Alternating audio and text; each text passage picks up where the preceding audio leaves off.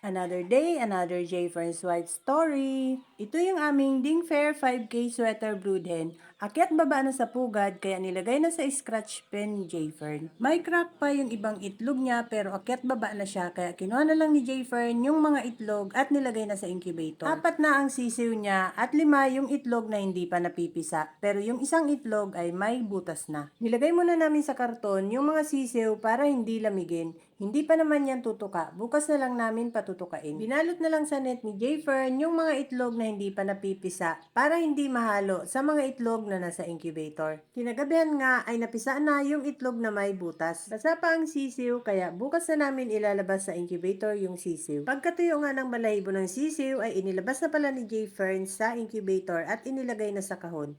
Ayan, 5 na silang mga sisiw. May 4 pang natirang itlog ang Ding Fair 5K sweater sa incubator. Hindi namin alam kung mapipisa pa yon. Kaya siguro hindi sabay-sabay nagpisaan ang itlog ng Ding Fair 5K sweater namin dahil hindi niya nalilimliman ng maayos. Putol kasi ang pakpak ng Ding Fair namin. Hindi niya natatakpan ng maayos ang lahat ng itlog niya. Tinurukan ng Thiabex XS ni J. Fern ang aming 7 times winner broodcock dahil ito na lang ang nambababa ngayon. Magandang ibigay sa mga broodcock ang Thiabex XS dahil nag-enhance ito ng reproductive performance ng mga manok lalo na kung nambababa ito. Pang materyales sa susunod na breeding season ang pinoproduce ngayon ni J. Fern. Napisa halos ang 12 na itlog na nililimliman nitong aming Golden Boy Gilmore broodhen. Kaya lang yung dalawa ay naipit at yung isa naman ay may diferensya. Itong lahat ang sisiw ng aming Golden Boy Gilmore broodhen. 10 pa yan dahil hindi pa namin natatanggal yung isang sisiw niyang may diferensya.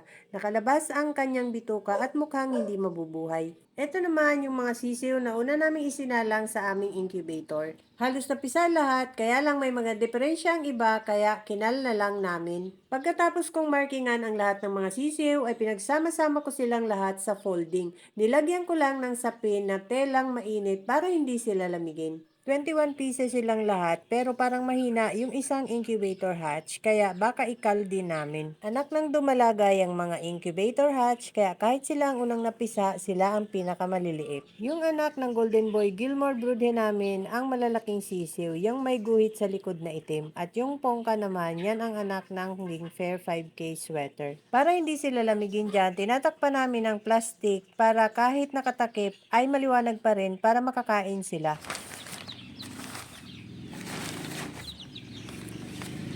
Naiwan pa yung 4 na itlog ng Ding Fair 5K sweater namin sa incubator at kahapon ng tanghali nagulat ako at merong nasiyap. May napisa pa yata dun sa itlog ng Ding Fair 5K sweater namin. Nung sinilip ko nga ay mukhang bagong pisa pa lang dahil basa pa yung dalawang sisiw. At kagabi natuyo na ang balahibo ng dalawang sisiw kaya inilabas na sa incubator ni J. Fern. At nilagay dyan sa maliit na kahon para hindi lamigin ang dalawang sisiw. At kaninang umaga ay nilagyan ko na sila ng mga marking para maisama ko sa mga sisiw na nasa folding. At dahil may nadagdag na dalawang sisiw, 23 pieces na lahat ang mga bagong pisang sisiw ngayon.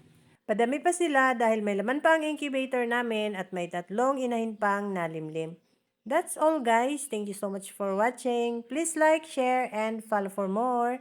See you on my next video. Bye!